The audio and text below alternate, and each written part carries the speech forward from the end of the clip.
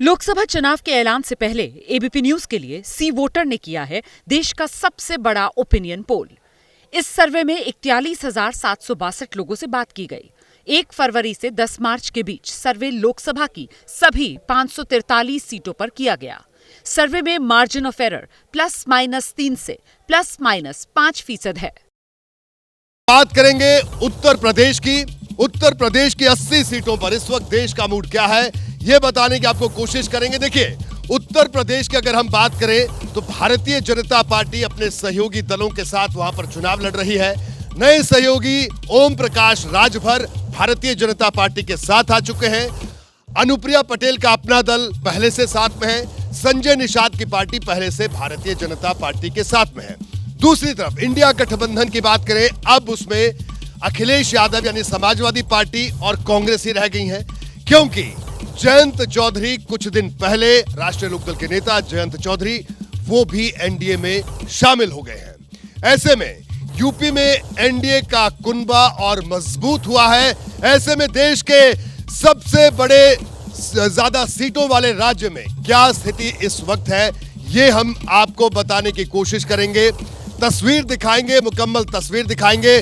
कुछ खास मेहमान भी मेरे साथ मौजूद होंगे, उनसे भी हम बात करेंगे। लेकिन आइए सबसे पहले दिखाते हैं आपको उत्तर प्रदेश में वोट प्रतिशत के लिहाज से कौन पार्टी कहां पर खड़ी। आइए देखते हैं वो तस्वीर।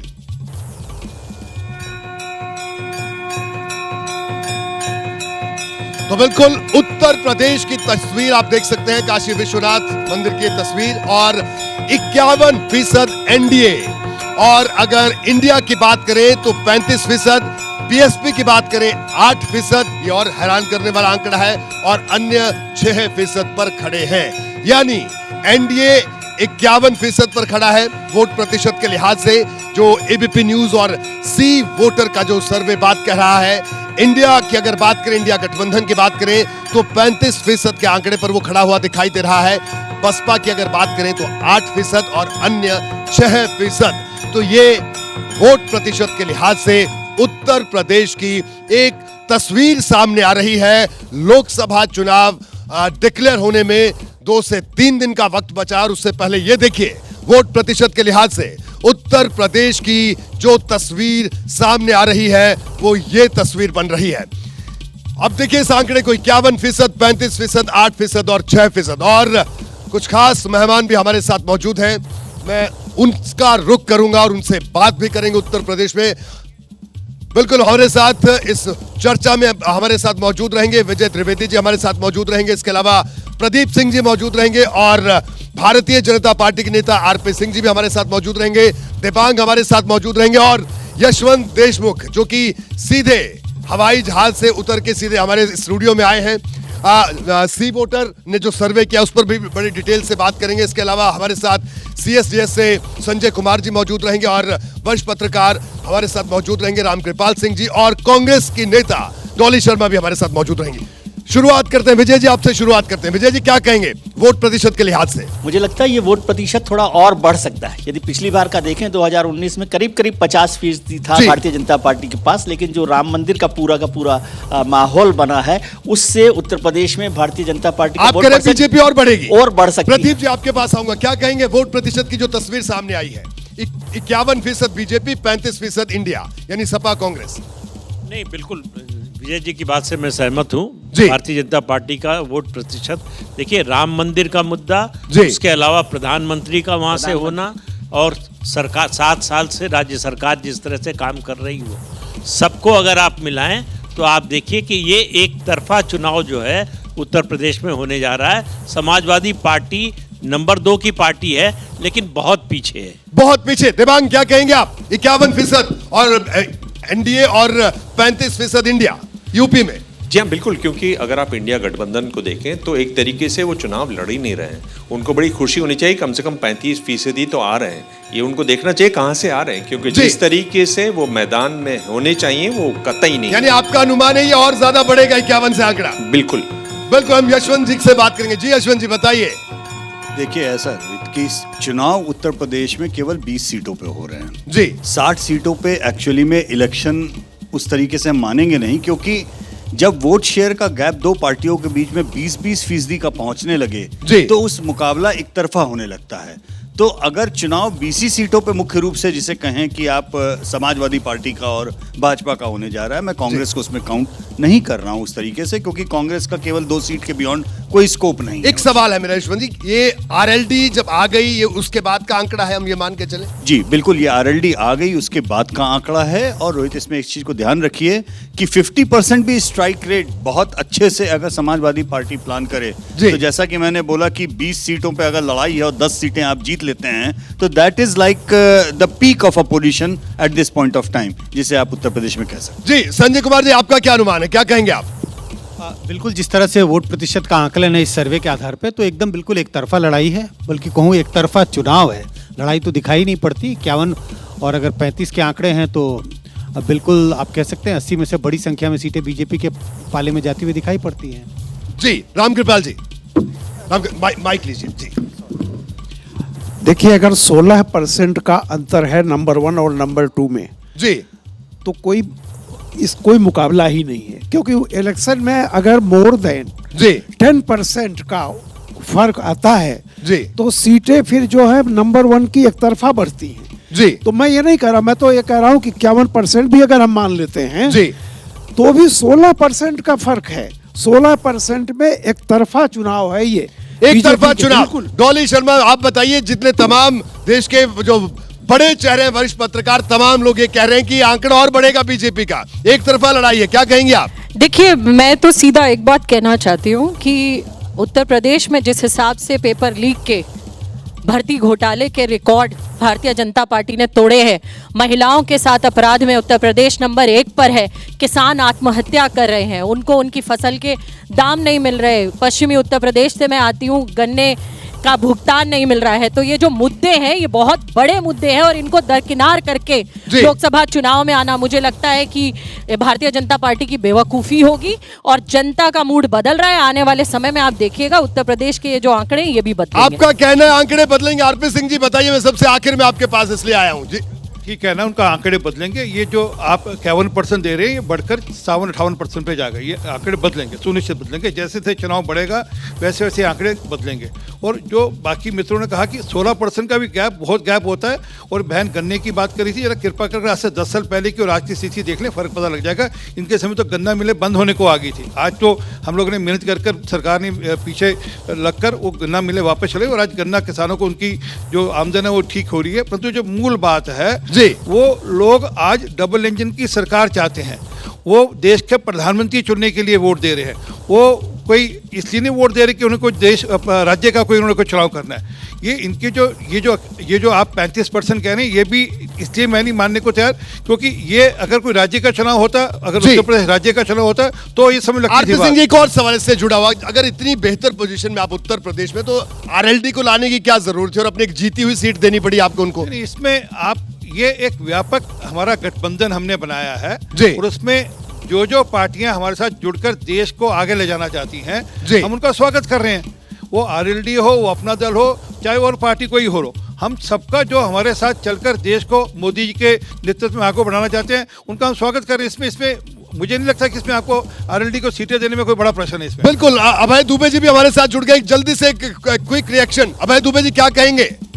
51% भारतीय जनता पार्टी, ये अनुमान है। देखिए, उत्तर प्रदेश में भारतीय जनता पार्टी के पास बहुत जबरदस्त सामाजिक गठजोड़ है, इसमें कोई शक की बात नहीं जी। लेकिन मैं ये समझता हूं कि अगर वहां बेहतर तरीके से गठजोड़ किया जाता, विपक्ष अपना गठबंधन करता, तो वो उसको टक्कर दे सकता था। नहीं, अभी की क्या स्थिति है? जो गठबंधन है, विपक्ष का गठबंधन भाजपा का मुकाबला करने के लिए मुझे अपर्याप्त दिखता है। जी, अपर्याप्त है। सीटों का जिक्र करेंगे कि अगर सीटों के लिहाज से देखा जाए क्या तस्वीर बनती है उत्तर प्रदेश की, क्योंकि यह देखना भी बड़ा महत्वपूर्ण है। हमने वोट प्रतिशत की बात तो कर ली, लेकिन अब सीटों के लिहाज से, क्योंकि सबसे महत्वपूर्ण पूरे देश की निगाह इस बात पर है कि आखिरकार कितनी सीट कौन जीतेगा उत्तर प्रदेश में। ये देखिए, 74 सीट एनडीए उत्तर प्रदेश में जीतता हुआ दिख रहा है। इंडिया गठबंधन की बात करें, यानी कांग्रेस और समाजवादी पार्टी मिलकर 6 सीट, बसपा 0 और अन्य भी 0। ये एक बड़ी तस्वीर निकलकर सामने आ रही है उत्तर प्रदेश की कि एनडीए 74 सीट जीत सकता है। एबीपी न्यूज और सी वोटर का सर्वे ये इशारा कर रहा है साफ तौर पर। और इंडिया गठबंधन की बात करें 6 सीट ये, और साथ ही साथ बीएसपी 0। आप देखिए बसपा का वोट प्रतिशत तो बहुत ज्यादा गिरा और सीटों में भी 0 और अन्य के खाते में भी कोई सीट नहीं आएगी। इस चर्चा के इस दौर की शुरुआत यशवंत जी आपसे करूंगा। यशवंत जी 74 और 6 है। अगर हम रीजन के लिहाज से उत्तर प्रदेश को देखते हैं, पश्चिमी उत्तर प्रदेश है, अवध का इलाका है, पूर्वांचल है, बुंदेलखंड है, तो भारतीय जनता पार्टी हालांकि मजबूत तो 74 सीट जीत रहा है एनडीए, तो जाहिर सी बात है हर जगह पर है, लेकिन सबसे ज्यादा मजबूत कहां पे है? देखिए, कोई एक क्षेत्र ऐसा नहीं है जहां पे उत्तर प्रदेश में भाजपा मजबूत न हो या कम मजबूत हो। जी, पहली बात तो ये मान के चलिए, जब 50% से ज्यादा वोटों का आकलन है तो एक्चुअली में वो 50% अक्रॉस ऑल द रीजन्स है, तो उसमें कोई अंतर नहीं है। सवाल ये है कि क्या विपक्ष उतनी बड़ी तैयारी के साथ में उतनी सीटों को दांव पे रख के देख भी रहा है? अभी मैं बनारस अपने गृहनगर से आ रहा हूँ, जितनी मेरी बातचीत वहाँ पर और पूरब में और जगहों पे हुई, उसमें मुझे ऐसा लगा कि स्वयं बहुत सारे विपक्ष के बड़े लोग भी अपनी दावेदारी या अपनी लड़ाई बमुश्किल डबल डिजिट तक लेके जाते हैं। जी। जब आप लड़ने में आप अपने आप को सिकोड़ते हैं कि हमको केवल इतनी सोचने में अच्छा लगता है कि कंसंट्रेटेड एफर्ट है कि आप ज्यादा बेहतर सीटों पे लड़ेंगे, लेकिन जब अब एक मैसेज ये भी चला जाता है कि बची हुई सीटों पे आप लड़ाई छोड़ रहे हैं, तो वो उसका बहुत अच्छा असर नहीं आता। 74 तो जाहिर सी बात है पूरे उत्तर प्रदेश से आ रही है, मजबूत है तभी आ रही है, लेकिन ये 6 कहां से आ रही है? जो 6 आ रही हैं, बहुत सीधा गणित आपको बता देते हैं जी। वो सारी की सारी केवल और केवल सपा के अपने मजबूत गढ़ों से ही आ रही हैं। मैं नाम नहीं लेना चाहता, लेकिन जहां पे सीधा परिवार या एक्सटेंडेड परिवार के लोग लड़ेंगे, जहां पे उनकी व्यक्तिगत साख लगी होगी दांव पे, वो सीटों पे पूरी ताकत लगा के वो सीटें उनकी आ रही। लेकिन रोहित, एक चीज मैं यशवंत जी से साफ साफ पूछना चाहता हूँ, रायबरेली और अमेठी भी इसमें शामिल है इंडिया की सीट? जी बिल्कुल शामिल हैं, और उसमें से केवल एक ही सीट पे लीड है, और वो भी ये सोचते हुए या जानते हुए कि रायबरेली के जो मतदाताओं की अपेक्षा है जी, वो कैंडिडेट उनको मिलेगा कांग्रेस की ओर से। तो अगर वो कैंडिडेट नहीं और वो अपेक्षा पूरी तो होती हुई अभी नहीं दिख रही है। यशवंत जी, रामकृपाल जी कुछ कहना चाह रहे हैं? जी, मैं कह रहा हूं कि ये जो 6 सीटें आप दिखा रहे हैं जी, इसमें से ज्यादातर 2014 में और 19 में जनता ने समाजवादी पार्टी को वोट नहीं दिया, परिवार को वोट दिया, पार्टी को नहीं दिया। जी, 5 सीटें जो उनको मिली थी 14 में, जी, 19 में भी 5 सीटें मिली, और इस 6 में से ज्यादातर सीटें ये समाजवादी पार्टी के परिवार की हैं, जी, पार्टी की नहीं है। अवैध जी, ये जो आप आंकड़े दिखा रहे हैं, इसमें मैं बहुजन समाज पार्टी का जो आंकड़ा है उसके ऊपर कुछ कहूंगा, और साथ में मेरी एक जिज्ञासा भी होगी जिसमें संजय जी के सामने और यशवंत जी के सामने रखूंगा। जी, मायावती पिछला चुनाव भी अकेले लड़ी थी विधानसभा का, उनकी दुर्गति हो गई। जी, अब वो लोकसभा का चुनाव भी लड़ रही हैं, तरह तरह के तर्क दिए हैं उनके समर्थक बुद्धिजीवियों ने, अखबारों में, अंग्रेजी अखबारों में बड़े बड़े लेख लिखे हैं क्यों मायावती की रणनीति ये सही है, और फिर उनकी दुर्गति होती हुई दिखाई पड़ रही है। तो मैं ये जानना चाहता हूं कि इसका रहस्य क्या है? वो अपनी दुर्गति लगातार, भाई अगर वो इस तरीके से लड़ेंगी तो उनका जो जनाधार है वो फ्री फ्लोटिंग हो जाएगा, लेकिन उनके साथ जुड़ा रहेगा। अभय दुबे साहब, बड़ा सवाल है, खुद मायावती क्यों नहीं सोच रही है? हम लोग चिंता जाहिर कर रहे हैं, लेकिन बहन जी को कोई चिंता नहीं है। ये रहस्य है, और इस रहस्य का मैं चाहता हूँ यशवंत जी और संजय जी उद्घाटन करें थोड़ा। संजय जी बता दीजिए, देखिए बड़ा रहस्य कह रहे हैं अभय दुबे जी। नहीं, आंकड़ों से रहस्य का तो नहीं पता चलता, लेकिन ये जरूर है कि जो कहते हैं अनस्टेटेड, जी, एक किसी दूसरी पार्टी को फायदा पहुंचाने के लिए आप जो वोट कटवा, इस तरह के शब्दों का इस्तेमाल होता है। जी, जिस बात का जिक्र कर रहे हैं भाई जी, 8% वोट का आंकलन है। जाहिर है कि अगर ये गठबंधन इंडिया गठबंधन के साथ होती तो इंडिया गठबंधन को फायदा होता, किस भी गठबंधन के साथ जाती उसको फायदा होता। अकेले अगर चुनाव लड़ रही हैं तो नुकसान हो रहा है इंडिया गठबंधन का बाय डिफॉल्ट, वो इस आंकड़े में भी दिख रहा है। जी, और अभय जी जिस बात का जिक्र कर रहे थे कि बड़े बड़े लेख लिखे गए अंग्रेजी के अखबारों में, मुझे लगता है वो लेख है या एडवर्टीजमेंट है? जी देवांग, देखिए ये जो अभय जी पूछ रहे हैं तो साफ है। देखिए मायावती जी अब मुख्यमंत्री रह चुकी हैं, आराम से रहना चाहती हैं जी, वो अलग अलग दफ्तरों में जाके सवालों के जवाब नहीं देना चाहती हैं, इसलिए चुनाव नहीं लड़ रही हैं। पिछली बार भी ये कहा गया था कि वो लेकिन मेरा एक सवाल है, ठीक है, मैं जी जी जी जी क्या 2019 माइक थोड़ा ऊपर करेंगे जी। क्या 2019 में मायावती अलग अलग दफ्तरों में जाकर अलग अलग सवालों के जवाब देना चाहती थी? क्यों अलायंस किया उन्होंने समाजवादी पार्टी से 2019 में? चलिए आप ये कह रहे हैं कि सवाल वाजिब है। बिल्कुल वाजिब सवाल है। देखिए 2019 में बात दूसरी थी, 2019 में कुछ दिखाई भी दे रहा था, कुछ उनको ये भी लगता था वो कुछ कर सकती हैं। आप उसके बाद लगातार देखिए, ये भी कहा जा रहा है कि भाई जिस तरह के वो उम्मीदवार खड़े करती हैं वो एक पार्टी विशेष से बात करके और फिर वैसे उम्मीदवार खड़े करती हैं ताकि वोट कटें। आपको क्या लग रहा है कि मायावती क्यों कहीं नहीं बड़ी रैलियां करती दिखाई देती हैं? अगर आपने मायावती और कांशीराम का शुरू से फॉलो किया हो, हर चुनाव से पहले बड़ी रैलियां, कई बड़ी रैलियां उन लोग करते हैं। रैलियां तो बड़ी अपनी होंगी। अगर वो नहीं कर रही हैं अब रैलियां, चुनाव की तैयारी की मैं बात कर रहा हूं। बहुजन समाज पार्टी ने शुरू किया 1991 से, जब राजीव गांधी थे, तब से कह रहा हूं। उस समय से कांग्रेस के हिसाब से कैंडिडेट खड़े किए, आप जो इशारा कर रहे हैं बीजेपी के हिसाब से खड़े करती है। तो वो उनकी अपनी राजनीतिक, अब मैं दूसरा शब्द नहीं इस्तेमाल करना चाहता, राजनीतिक सौदेबाजी है। जी मैं प्रदीप जी माफी के साथ आप करूंगा, देवांग रोकूंगा मैं। यशवंत कुछ कहना चाह रहे, लेकिन यशवंत सवाल एक बड़ा है। देखिए 74 सीट बीजेपी जीत रही है सर्वे के मुताबिक, 6 सीट सपा कांग्रेस का गठबंधन, और इस देश के बड़े पत्रकार यहाँ बैठे, उनको चिंता बहन जी की हो रही है।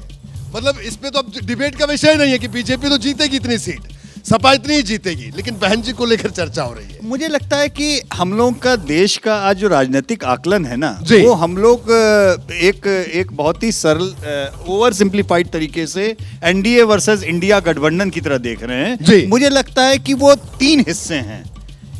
एनडीए के 2 हिस्से हैं, एक एनडीए साकार और एक एनडीए निराकार।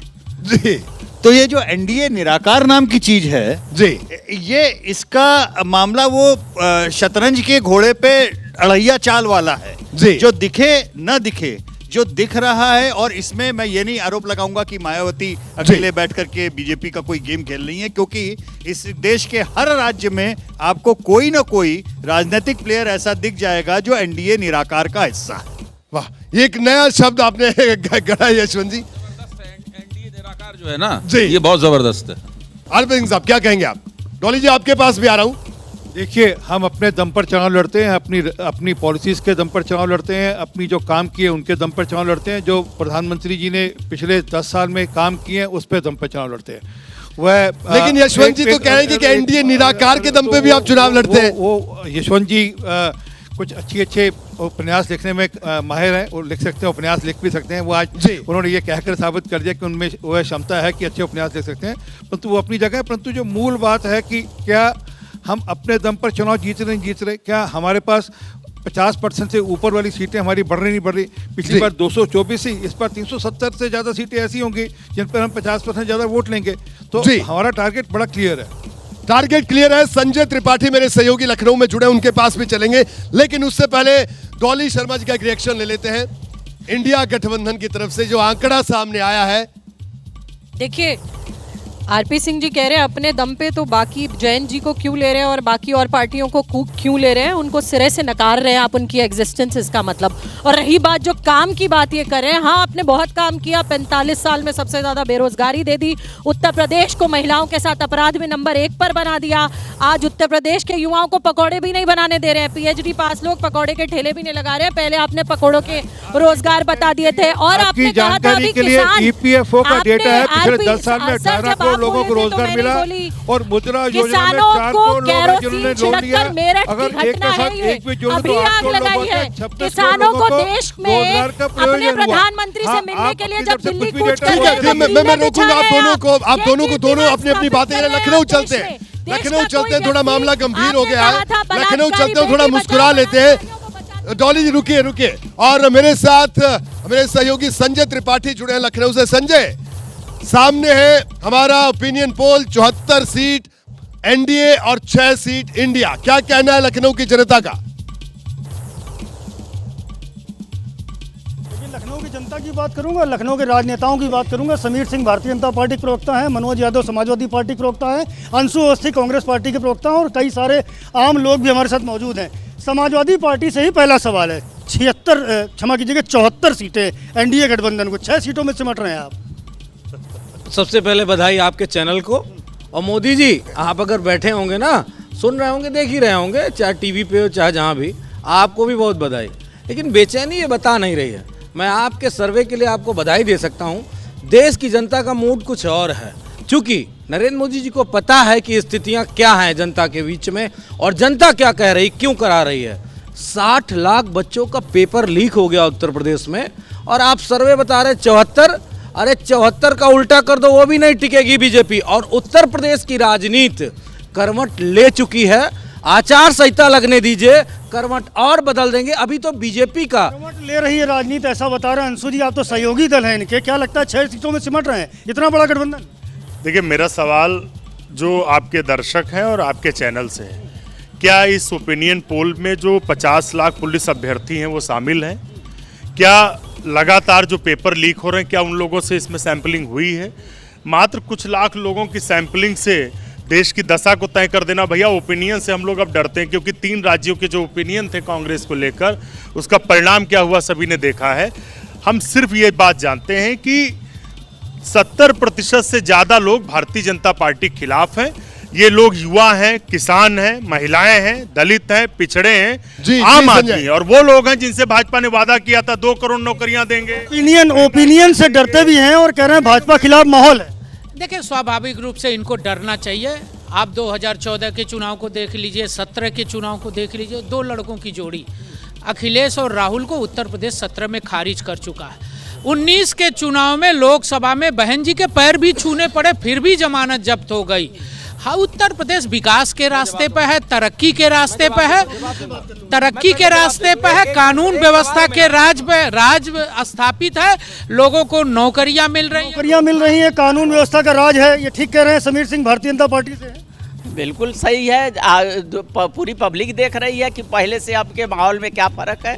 ये क्या माहौल में नौकरी कहाँ मिल रही, केवल पेपर लीक हो रहे हैं। नौकरी भी मिलेगी कि नहीं मिलेगी, पेपर लीक हो रहा है, नौकरी कहाँ मिल रही है? पैसा लगा के पढ़ रहे हैं, वो भी नहीं मिलने वाला है पैसा। उसमें पर्चा लीक बड़ा मुद्दा है, बार बार ये बात सुनने का। आप बताइए क्या कहेंगे? ये बिल्कुल गरीबों के लिए बीजेपी बिल्कुल बेकार है, और किसानों के लिए, और जो हमारे किसानों गरीबों का हित नहीं हो रहा। संजय, मैं आपको रोकूंगा। आपका शुक्रिया, बल्कि आप और लोगों से भी बात करिए वहां पर, हम दिखाएंगे दर्शकों को। लेकिन एक बार फिर से यहाँ दिल्ली स्टूडियो आते हैं तमाम मेहमान हमारे साथ लगातार मौजूद हैं, और बड़े सवाल, कई बड़े सवाल हैं, क्योंकि इससे पहले उत्तर प्रदेश का जब ओपिनियन पोल आता था कई सवाल उठते थे, लेकिन एक तरफा तस्वीर, अगर 14 की बात करें, 14 के बाद 19, और आज हम 24 में बात कर रहे हैं। मैं आपसे शुरुआत करूंगा प्रदीप जी।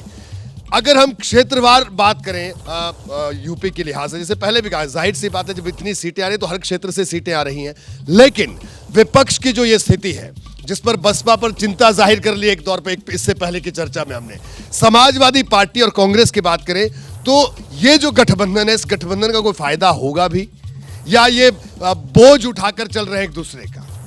नहीं, देखिए, एक नेशनल पर्सपेक्टिव या नेशनल नैरेटिव बनाने के लिए ये अलायंस हुआ है। बाकी कांग्रेस के पास तो वोट ही नहीं है जो ट्रांसफ़र कर सके, और सपा अपना वोट ट्रांसफ़र करा सकती है। इसका टेस्ट 2019 में हुआ, जो कि न तो बसपा करा पाई या न कराना नहीं चाहा, जो भी परिस्थिति हो, लेकिन दोनों के अलायंस में वोट ट्रांसफ़र नहीं हुआ जी। जो फायदा हुआ केवल अर्थमेटिक का हुआ, मुस्लिम वोटों का ध्रुवीकरण हुआ, उसकी वजह से जो है वो जो 15 सीटें सपा बसपा का अलायंस जीता, वो जीत पाया। तो इसलिए इस अलायंस का, कांग्रेस और सपा के अलायंस का, मुझे नहीं लगता जमीन पर कोई असर पड़ा। कोई असर आपने? यशवंत जी, अरिथमेटिक में ही एक चीज मैं बहुत संक्षेप में बोलना चाहूंगा रोहित, ये कि पिछले विधानसभा चुनाव में बीएसपी बुरी तरह से हार गई, 1 सीट आई, लेकिन तभी भी 12-12.5% वोट, संजय भाई अगर मैं गलत नहीं हूं तो इतने मिले। अब देखिए अरिथमेटिक में विपक्ष से क्या हो रहा है।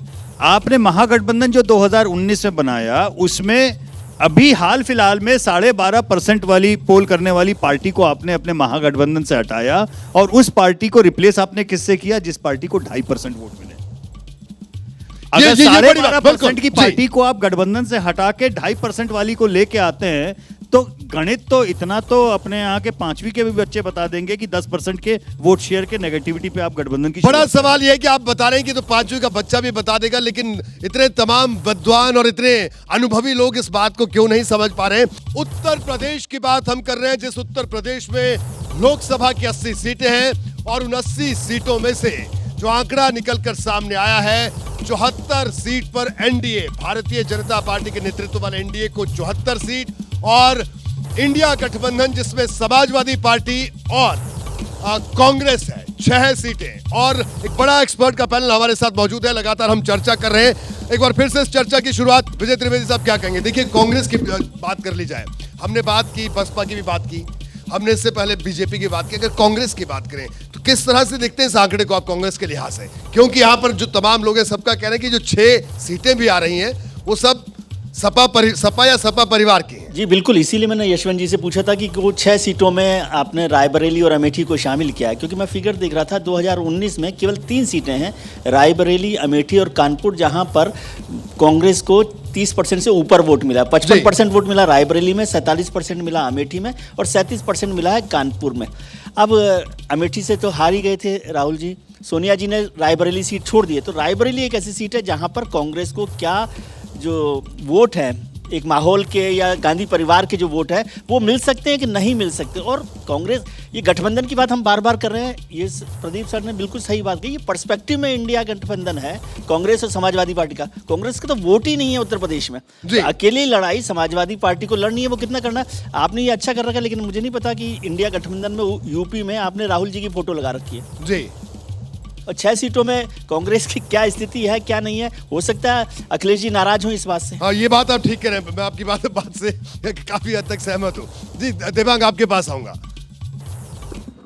मैं तो ये पूछना चाह रहा हूँ इनसे, तो क्या आप ये क्या कह रहे हैं कि जिस तरह के आंकड़े हैं और जिस तरह से हम जानते हैं कि जब उछाल आता है तो गेंद और उछलती है, तो उसमें क्या आप बोल रहे हैं कि आजमगढ़, कन्नौज, इस तरह की जो आज ये जो सीटें हैं संभल, ये सीटें भी हार सकते हैं क्या इंडिया गठबंधन वाले? मैं ये कहना चाहूँगा दिवांग कि सवाल का सीधा जवाब, बहुत सीधा जवाब दे रहा हूँ। इतने सालों से आप मुझे पोलिंग करते हुए देख रहे हैं, सीटों के मामले में मैं कंजर्वेटिव पोलस्टर हूँ। अगर मैं 74 बोल रहा हूं तो ये मेरा कंजर्वेटिव एस्टिमेट है, क्योंकि जब आप 20% वोट शेयर की ओर बढ़ जाते हैं गैप में, संजय भाई जानते हैं, तो ऐसी स्थिति हाँ, मैं इससे ज्यादा मजबूरी है, बोल नहीं सकता। तो कंजर्वेटिव एस्टिमेट में भी प्रोबेबिलिटीज में जो सामने सीटें आ रही हैं, जैसे मुझे रोहित, अब मेरे लखनऊ के संवाददाता से इस चीज को कंफर्म भी कर सकते हैं, मुझे ऐसी सूचना है कि अखिलेश जी स्वयं 2 सीटों पे चुनाव लड़ेंगे। जी बिल्कुल, ठीक है ना जी। अब 2 सीटों पे चुनाव लड़ना सामान्यतः लोग ऐसे तब करते हैं जब 2 अलग अलग राज्यों में अपनी वेव को और कंसोलिडेट करने के लिए चुनाव लड़ते हैं, लेकिन यहां पे 2 सीट का चुनाव लड़ना, ये मैसेज नहीं जाएगा कि आप कॉन्फिडेंस के कारण 2 सीटों पे चुनाव लड़ रहे हैं।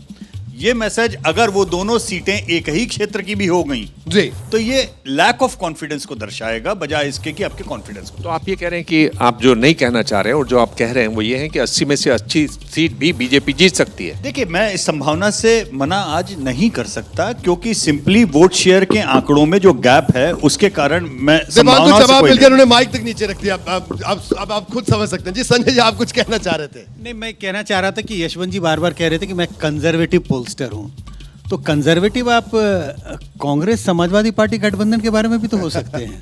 बिल्कुल हो सकता हूँ, इसमें ये बात आपका कहना सही है, और मैं उस तरीके से भी कंजर्वेटिव ही हूँ, तो ये भी हो सकता है। इसीलिए मैंने कार्यक्रम के बीच में ही पहली बार बोला, यूपी में जब चर्चा कर रहे थे, कि 20 सीटों पे ही लड़ाई है, 62 पे एक्चुअली लड़ाई नहीं है, 18 पे लड़ाई है। अब इस 18 के कन्वर्जन में आप जितना भी मैक्सिमम खींच सकें वो उनका अपर लिमिट है। नहीं, निश्चित रूप से जिस तरह का माहौल यूपी में बना हुआ है, तो ये आंकड़े बहुत कोई आश्चर्यचकित नहीं करते हैं। और संजय जी, दिलचस्प बात, यशवंत जी का कह रहे हैं कि लड़ाई ही 18 सीट पर है। हाँ, मतलब वो इस नज़रिए से देखा जा रहा है, क्योंकि वो 18 सीटों में इनके मेंटल कैलकुलेशन या आंकड़ों के नज़रिए से देख रहे होंगे। तो ये 3-4 सीटें जिसका जिक्र हो रहा है, जहां कांग्रेस ने अच्छा प्रदर्शन किया था 2019 के चुनाव में, 1 सीट जीती थी, और समाजवादी पार्टी ने जो 5 सीटें जीती, और इसके अलावा 5-7 सीटें और होंगी जहां पर समाजवादी नंबर 2 या नंबर 3 रही होगी। तो उसके हिसाब से लगता है कि 18-20 सीटों पर चुनावी मुकाबला है, दोनों गठबंधन, एक इंडिया गठबंधन और बीजेपी के बीच मुकाबला है।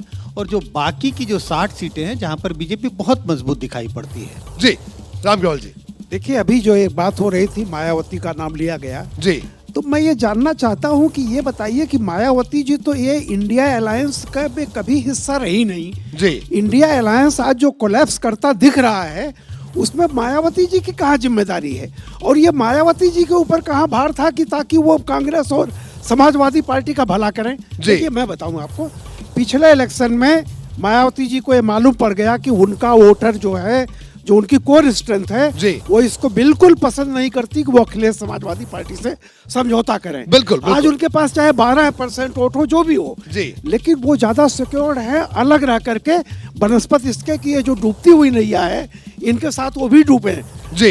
तो ये एक चीज। दूसरी बात मैं ये कह रहा था, जो 18 और 20 सीटों की बात आप कर रहे हैं जी, पिछली बार बीजेपी 7 सीटें जो पूर्वांचल में हारी थी वो और हारी थी राजभर के चलते जी, राजभर के चलते जी। राजभर उनके साथ हैं, वो बहुत सारी सीटों में से बीजेपी दोबारा जीतने जा रही है। आजमगढ़ में बीजेपी बाई इलेक्शन में पहली बार से कम वोट पा करके जीत गई जी, और इससे ज्यादा वोट पा करके 19 में हार गई थी जी। तो आप यूँ समझ लीजिए कि मायावती के अलग होने से खतरा ये है कि कम वोट पा के भी बीजेपी जीत जाएगी, जैसे रामपुर से जीत गई।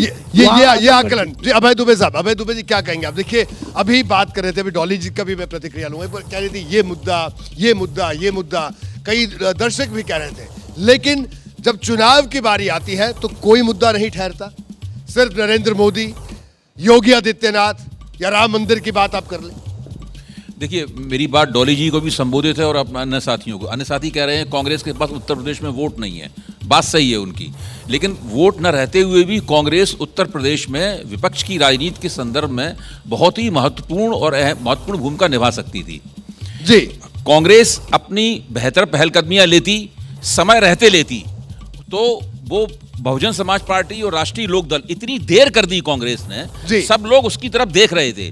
पूरा इंडिया गठबंधन बनाने में जो देर हुई है उसकी जिम्मेदारी कांग्रेस की है। इसकी वजह से जो लोग उसके बारे में सोच सकते थे, अपनी प्राथमिकताओं पर पुनर्विचार कर सकते थे, वो लोग भी धीरे धीरे पीछे हट गए।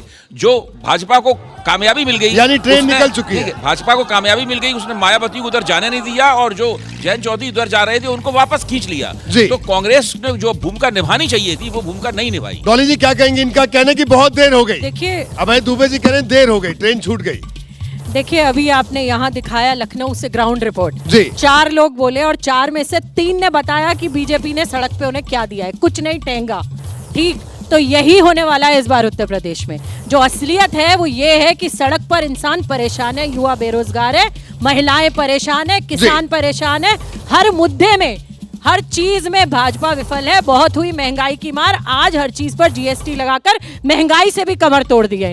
तभी वो जनता वो वाला ठेंगा आपको दिखा रही है। ये जितने पोल आ रहे हैं, सब हर जगह पोल आ रहे हैं, वो ठेंगा ही दिखा रही है आपको, क्योंकि जिस प्रकार की राजनीति आप लोग कर रहे हैं, ये अर्थमेटिक की राजनीति नहीं है, ये केमिस्ट्री की बात है। और आज प्रधानमंत्री जी ने जो काम किए उसकी केमिस्ट्री नीचे बोल रही है। अगर आज देश में 55 करोड़ लोगों को अगर लोगों को हेल्थ स्कीम में लिया गया तो दिखता है। अगर 11 करोड़ किसानों को किसान सम्मान निधि के अंदर चिंता की गई तो दिखती है। अगर लगभग 4.5 करोड़ लोगों को सिर पे छत पर मकान मिला वह दिखता है। अगर कोई लगभग 14 करोड़ लोगों को घर पे नल मिला वह दिखता है। असल में क्या कि ये जो आप बार बार इस प्रकार की बात करते हैं ना, जो कि ज़मीन से जुड़ी ना हो, वो आपको ठेंगा दिखाते हैं लोग। जी मैं प्रदीप जी, आपको दिखते नहीं है वो लोग जो आत्महत्या कर रहे हैं केरोसिन छिड़क कर? किसान आपको दिखते नहीं है? किसान जब दिल्ली कूच करते हैं और आप लोग किले बिछाते हैं, क्यों बिछाते हैं किले? मिलिए ना उनसे अगर वो इतने संतुष्ट है तो। अगर इतने संतुष्ट है युवा तो जगह जगह क्यों परेशान है और क्यों बार बार प्रदर्शन कर रहे हैं? और क्यों बेटी बचाओ की जगह बलात्कारी बचाते नजर आते हैं? आप जरा जवाब संदेश खाली के बारे में तो कभी एक शब्द नहीं निकल गया इनके मुंह से। अरे कभी एक शब्द सुन लेते हैं, आपको टोका नहीं ना बहन। आपको प्रियंका वाड्रा जी को कभी संदेश खाली भी होकर आया करें।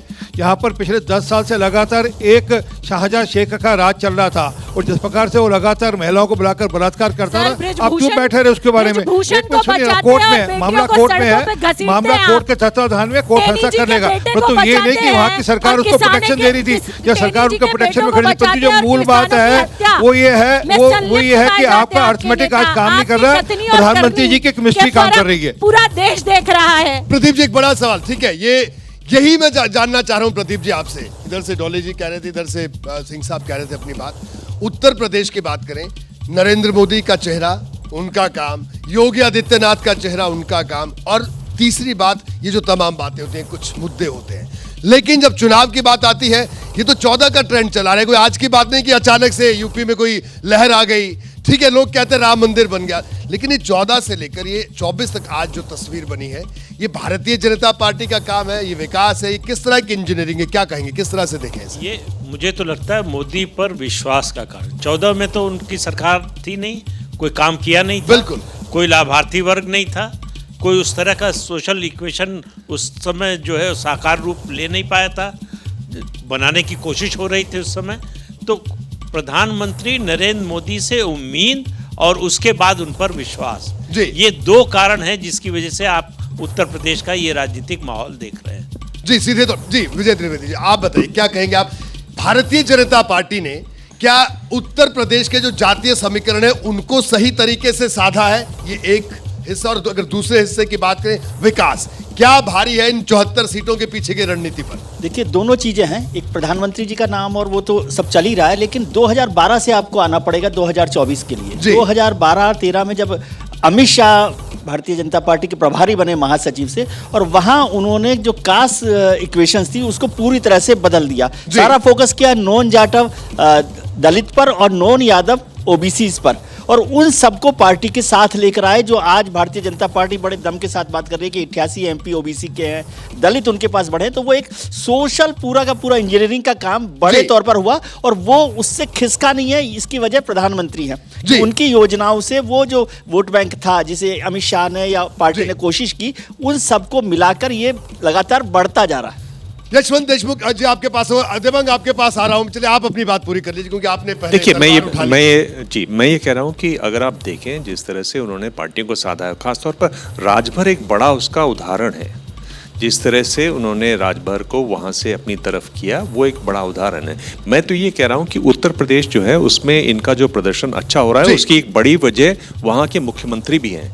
आप देखिए, प्रधानमंत्री के साथ साथ मेरे ख्याल से एक ऐसा अकेला राज्य है पूरे देश में जहाँ मुख्यमंत्री ने अपनी अलग से एक पहचान बनाई। बिल्कुल, दिमाग में आपको रोकूंगा, वक्त दो राज्य हैं। मुझे ये डबल इंजन वाली बात है, केवल इतना जोड़ दूं कि दो राज्य हैं, एक उत्तर प्रदेश और एक आसाम, जहां के मुख्यमंत्रियों की पॉपुलैरिटी प्रधानमंत्री की पॉपुलैरिटी के साथ में सप्लीमेंट्री और कॉम्प्लीमेंट्री। मेरा सीधा सवाल आपसे ये था कि 2014 से लेकर और ये अभी हम 24 का चुनाव है, ये जो बदलाव आया, आप लगातार सर्वे करते हैं, आपने किस तरह से देखा? क्योंकि आप इतने लोगों से इंटरेक्ट करते हैं, देश जानना चाहेगा इस बदलाव को किस तरह से देखते हैं। संक्षेप में, वक्त कम है। बहुत संक्षेप में, 2014 का वोट जैसा प्रदीप जी ने बोला वो एंटी इनकम्बेंसी का वोट था। 2019 और 2024 का वोट ये प्रो इनकम्बेंसी का वोट है। इतने में सब कुछ समा जाता है। मतलब वो नाराजगी का वोट था, ये सकारात्मक वोट। और एक जल्दी से क्विक रिएक्शन, बहुत कम समय है। बिल्कुल, अब आखिर में क्या कहेंगे सर? फाइनल कमेंट, जो बड़ी तस्वीर निकलकर सामने आ रही है, 190 एनडीए और 89 पर इंडिया खड़ा है जी, और यूपी में 74। उत्तर प्रदेश ने बहुत आगे कर दिया है भारतीय जनता पार्टी को जी, अब उसका पीछा करना काफी मुश्किल होगा। काफी मुश्किल है। डॉली जी जल्दी, संक्षेप में, वक्त कम है। देखिए, सीधी और साफ बात है, जनता बदलाव चाहती है और बदलाव उम्मीद बाकी, आपका कहना उम्मीद बाकी है जी। काम प्लस राम जी, काम पर जनता खड़ी है। जो मोदी ने काम किया वो जमीन पर दिखाई पड़ रहा है। काम प्लस राम, ये बात आपने कही। संजय जी? बिल्कुल, जिस तरह की तस्वीर अभी उभर के आ रही है, लग रहा है कि इंडिया काफी आगे निकलती हुई दिखाई पड़ रही है। इंडिया गठबंधन पीछा कर रही है, लेकिन अभी भी काफी पीछे खड़ी है। कितने पीछे अभी दिख रही है? अभी तक जो तस्वीर सामने आई है, पीछा तो कर रही है। अभी आप देखें, आधे के फासले पर है, 190 और 89, लेकिन पीछा कर रही है जी। इंडिया गठबंधन पे तो ध्यान रखिए, लेकिन साकार एनडीए के अलावा निराकार एनडीए पे भी ध्यान रखिए जी। ये बड़ी बात आपने कही जी। इंडिया गठबंधन की अगर बात देखें तो अखिलेश यादव जो कोशिश कर रहे हैं, यानी आप सीट्स आइडेंटिफाई कीजिए, उन पर फोकस कीजिए। इस स्थिति में वो एक बेहतर अच्छी रणनीति है। हमारा काम बोलता है, मोदी जी का काम बोलता है, और जो लगातार लोगों के लिए काम हो रहा है, लाभकारी जो स्कीम्स जारी हैं, वो वह अल्टीमेटली रिजल्ट्स में सीटों में कन्वर्ट हो रहा है। राम और काम, यानी सीधे तौर पर। चलिए, राम तो सबके लिए है, परंतु हमारा काम हमारे लिए बोल रहा है जी। प्रदीप जी? नहीं, मुझे जो दिखाई दे रहा, अभी तक जो आंकड़े आ रहे हैं वो उसी दिशा में जा रहे हैं जो 2019 का चुनाव का नतीजा था, उसको बेहतर करती हुई नजर आ रही है बीजेपी और एनडीए दोनों जी। मुझे लगता है जो पिछला था 2019 का, उससे थोड़ा सा आगे चलेगी, लेकिन 400 पार का जो नारा है वहां पहुंचते आपके सर्वे के हिसाब से और आज की तारीख में मुझे नहीं दिखता। बड़ी बात हो, आप सबका बहुत बहुत शुक्रिया। और मैं आपको बता दूं कि कल भी हमारा ये ओपिनियन पोल जारी है। देश के बाकी राज्यों में क्या स्थिति है वो कल हम आपको बताएंगे। और सवाल बड़े हैं, बीजेपी 370 की बात कह रही है, 400 पार की बात कह रही है। इन तमाम सवालों के जवाब एबीपी न्यूज आंकड़ों के जरिए आपको देगा, कल भी देगा और अगले 2 दिन तक हम लगातार इन आंकड़ों पर बात करते रहेंगे।